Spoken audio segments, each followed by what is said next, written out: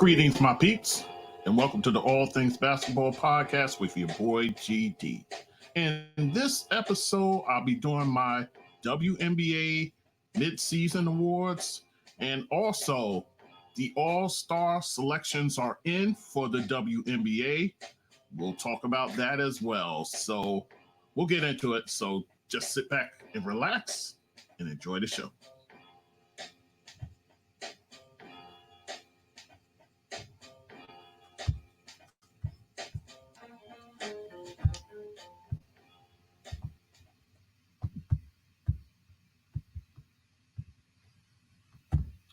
Okay, guys, it's your boy GD back with the All Things Basketball with GD podcast. And guys, we have reached the midpoint of the WNBA season.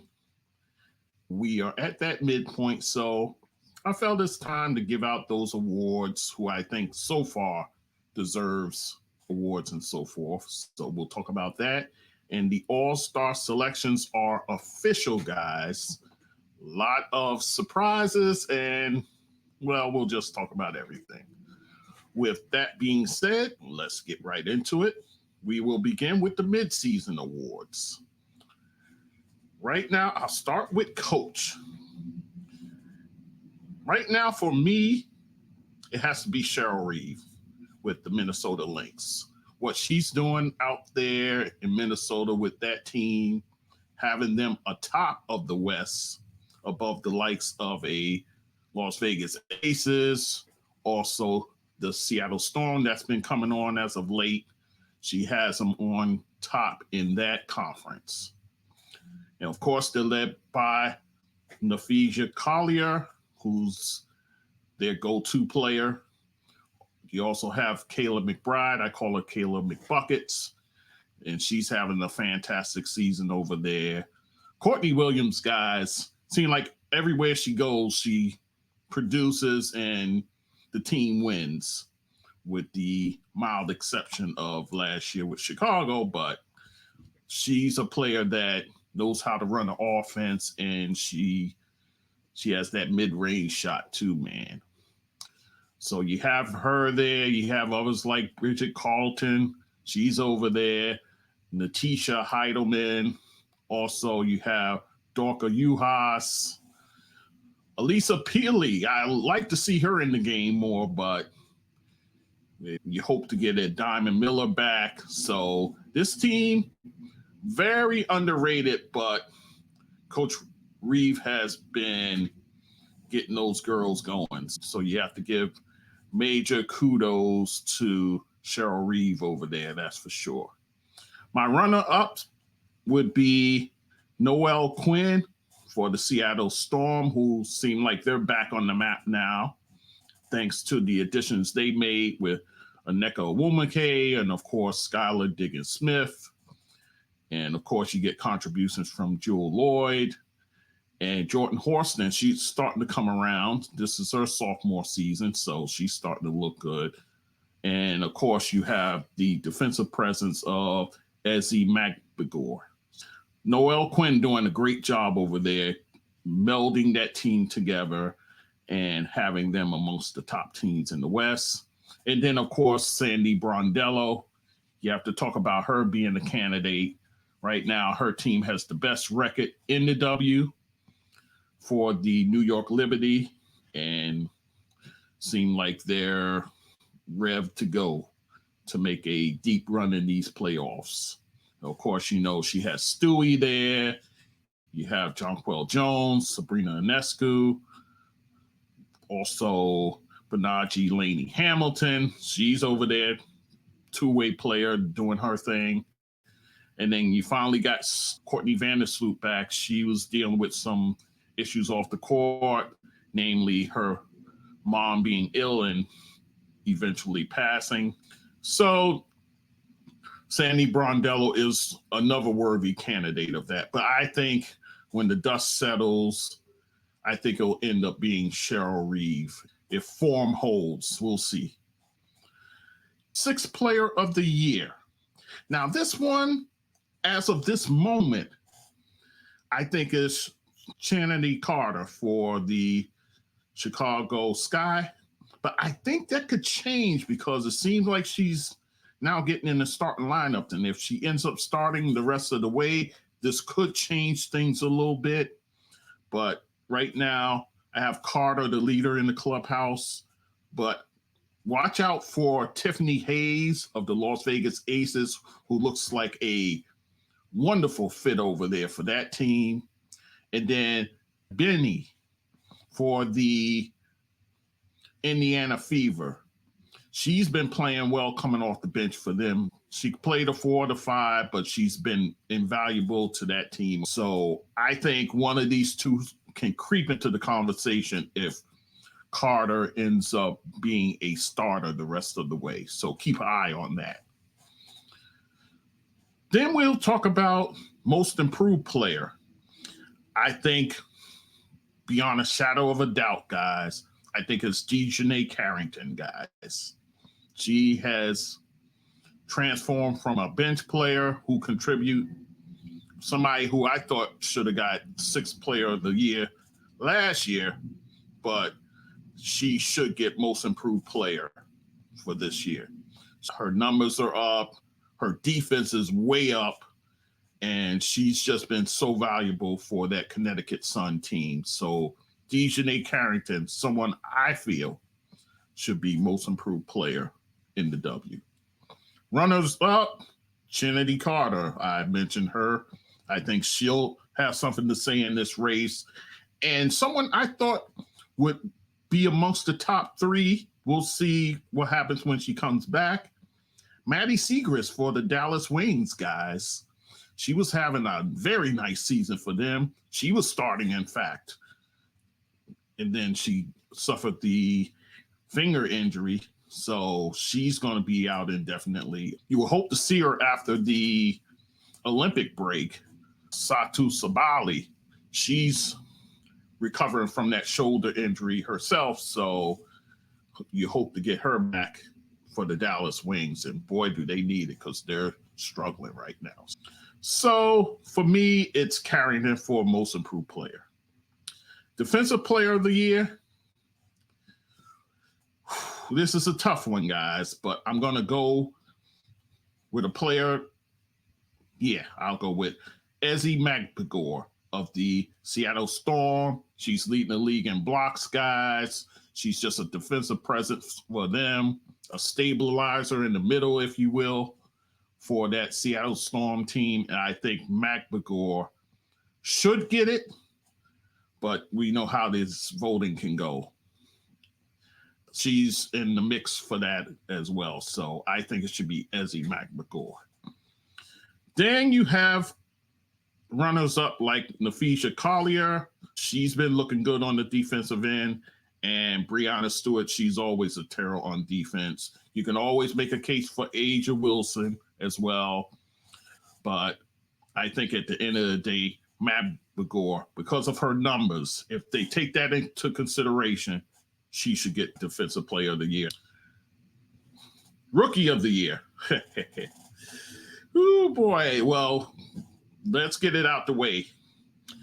I think as far as runners-up go, I think Rakia Jackson, I think she's going to make some noise down the stretch now that you don't have Cameron Brink in the mix. So she's going to have to step up her game. And I think she will in the latter half of the season. Another player I think could step up, Leah Edwards for the Washington Mystics. I think you can see her numbers bump up towards the second half. But I think it's a 2-horse race between Caitlin Clark of the Indiana Fever and Angel Reese of the Chicago Sky. Caitlin, she's putting up historic numbers as far as her numbers across the board, scoring, rebounds, and assists. And then Angel Reese, she's just breaking records for rookies, double-doubles.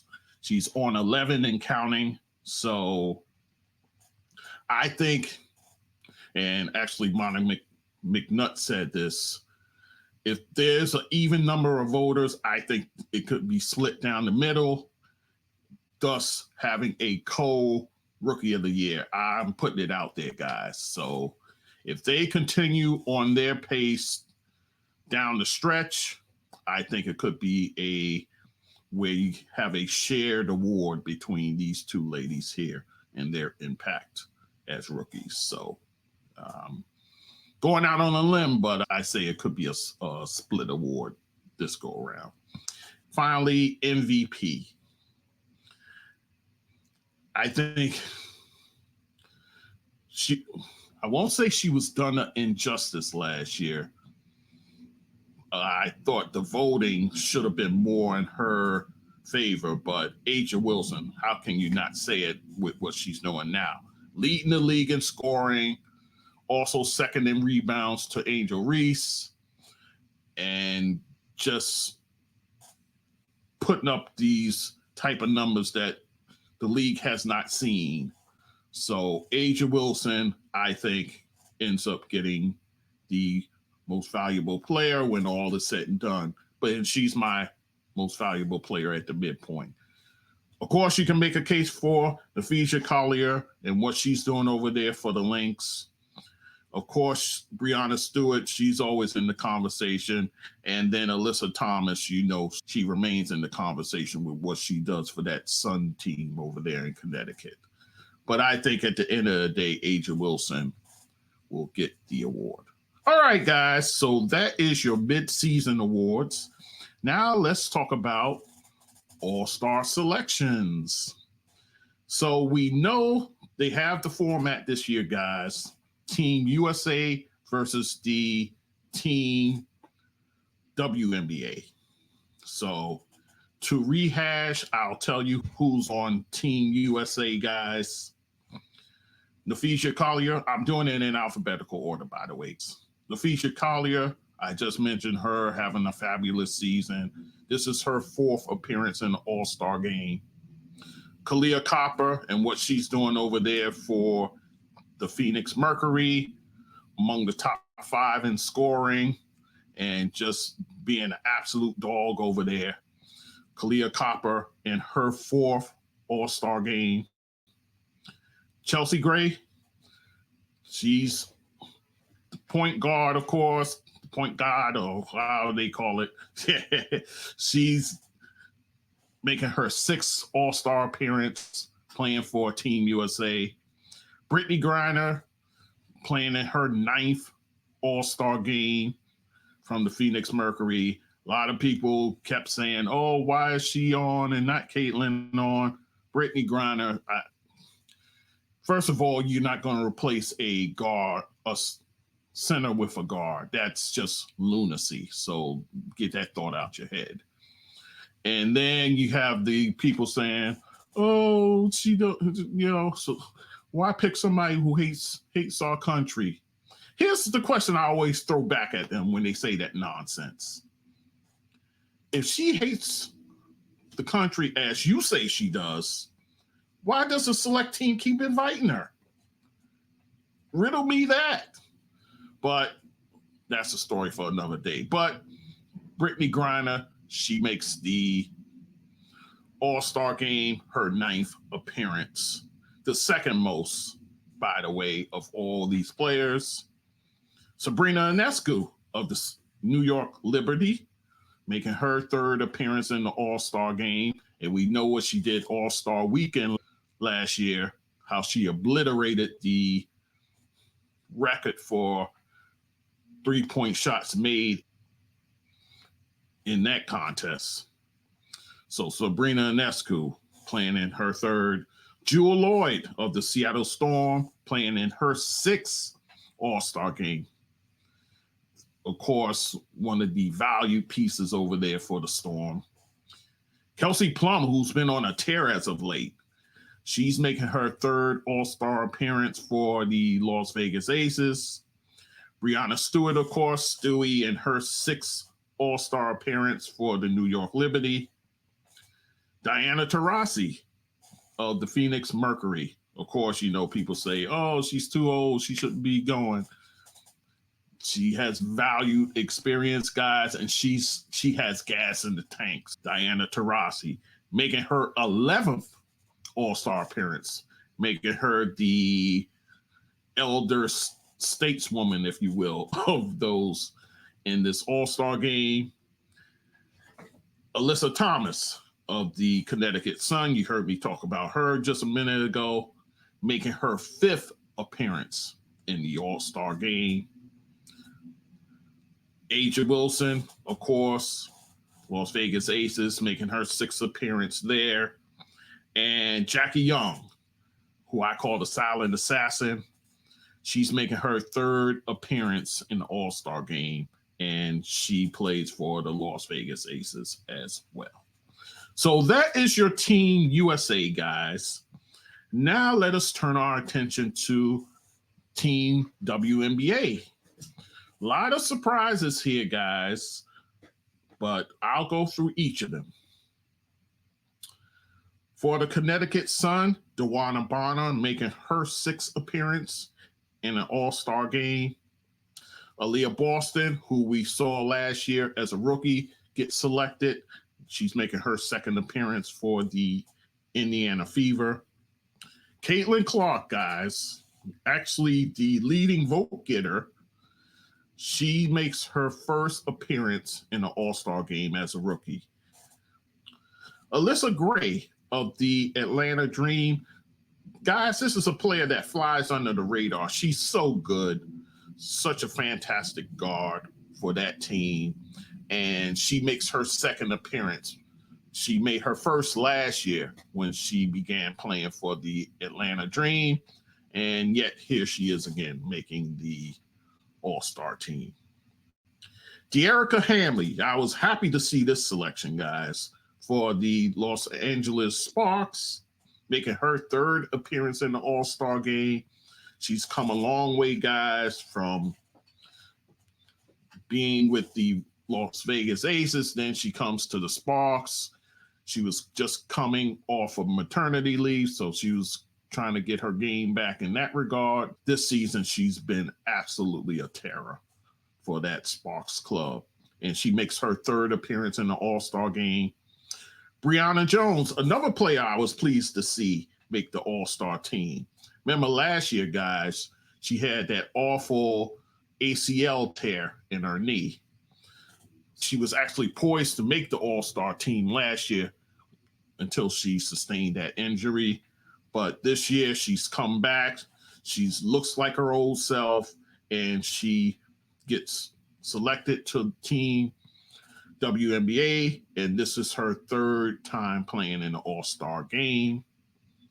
Jonquel Jones of the New York Liberty, who I thought got snubbed last year. I thought she should have got consideration, but remember, she had the slow start that kind of hindered her. But she's playing well now, guys, and she makes her 5th appearance in the All-Star game, playing for the New York Liberty. Kayla McBride, she makes it, guys, for the Minnesota Lynx, and this is her 4th appearance in the All-Star game. Kelsey Mitchell of the Indiana Fever, she makes her 2nd appearance. Remember last year, guys, was her 1st. Now she's back, making her 2nd appearance in the All-Star game. Arika Ogunbowale, of course, for the Dallas Wings, their mercurial star over there. She makes her 4th appearance in the All-Star game. Nneka Onwuemeke, making her 9th, tying her with Brittany Griner for the 2nd most for the Seattle Storm. She's back in the All-Star game, guys. And then last but not least, Angel Reese, guys. She makes it for the Chicago Sky. This is her 1st appearance, obviously. She's the rookie, leading the league in rebounding, offensive rebounds. You know what she's doing in that regard. And she's the 5th in the fan voting. So Angel Reese making the All-Star game. So, guys, that is your Team WNBA. She just sustained a foot injury last night, so we'll see the prognosis with that. Hopefully it's nothing serious. And so she will be going up against her teammate, Kayla McBride, in these games. DeWanna Bonner versus Alyssa Thomas. Not only two teammates squaring off, but also fiance versus fiance in this one, guys. So this should be quite interesting in that regard. Aaliyah Boston, of course, the younger player from the University of South Carolina, going against the elder player, Aja Wilson. I'm sure she wouldn't be happy being called elder, but Aja Wilson, also from South Carolina, from that university over there. So they go up against each other. Also, too, you have Dearica Hamby going against her former team, the Aces. A bunch of them over there, about 4 to be exact, playing for Team USA. So you have that dynamic there. Breanna Stewart versus Jonquel Jones. She actually talked about it just the other day after the game, how Jonquel is so deserving of getting this selection and how it's going to be fun going against Jonquel in a game. They haven't done that in a little while now. So that'll be one matchup I'll be kind of looking at. Arike Ogunbowale versus Jewel Lloyd. You know that's always a battle, no matter what. Those two going at each other.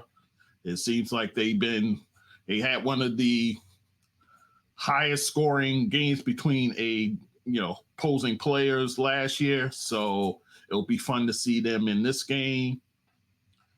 This one is kind of on the low. Kayla McBride, I know I mentioned it, versus her teammate Mephisha Collier, but McBride versus the Plum Dog, Kelsey Plum.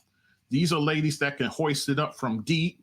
So that'll be an intriguing matchup. And then lastly, for me, guys, it's not a matchup, but it's a team up, if you will. Angel Reese on the same team with Caitlin Clark. Now, a lot of people, and you see it on social media, the wars going on between the two camps, if you will. I appreciate both of them. I like both of their game. So I look forward to seeing them on the same team. Perhaps Caitlin with her passing in the post to Angel Reese. I know it'll upset a certain portion of the Caitlin crew, but it makes for entertaining talk, of course. And you know something? I hope they get to hang out a little bit and kind of get to know each other, to be honest with you. Because that'll drive such a wedge into these crazed fans who want to have them opposing each other. So I hope they do get to hang out, being that they are the rookies on the team. They don't really know too many others, but they know each other. They know each other from competition. So I hope something springs out of that. We'll see. But I know the haters of Angel will be up in arms that day. And the people who ridicule Caitlin for turnovers and so forth, they'll be in their feelings, but get over it and put it aside come July 20th in Phoenix, Arizona. Oh, by the way, your boy GD will be in the building. That's now the hottest ticket in town. So your boy will be there to cover it and possibly talk to some of the folks over there. I'm trying to get some folks on this show, man. So we'll see what happens. But definitely be trying to rub elbows and see what's what out there in Phoenix. Looking forward to that. So with that said, that's it, guys, for this show. Just wanted to do this quick one about the midseason awards and the All-Star selections in the WNBA. Next, guys, I will be talking about free agency in the NBA, all of the changes thus far. I'll probably go team by team in doing so with that. A lot to talk about in that regard, guys. So it'll be much longer than this one, I'm sure. But nonetheless, I thank you for listening, guys. As always, much appreciated. You know where to go All Things Basketball with GD.com is the website. That's where you can find me, all the episodes there. Of course, my support buttons are there, guys. Support this show. Your boy is going out there to Phoenix. My support buttons, PayPal, you can hit that. Also, buy me a coffee. You can support me that way. And I got a Spotify button that's also a support button as well. Cash App, $ gdthatsportsdude. Again, on Cash App, $ gdthatsportsdude. I'll be there as well. So like the videos when you see them and comment, whether good or bad, we'll take them. Hopefully good. Keep it good, guys. Keep it civil. All right. Also, social media, I'm there as well.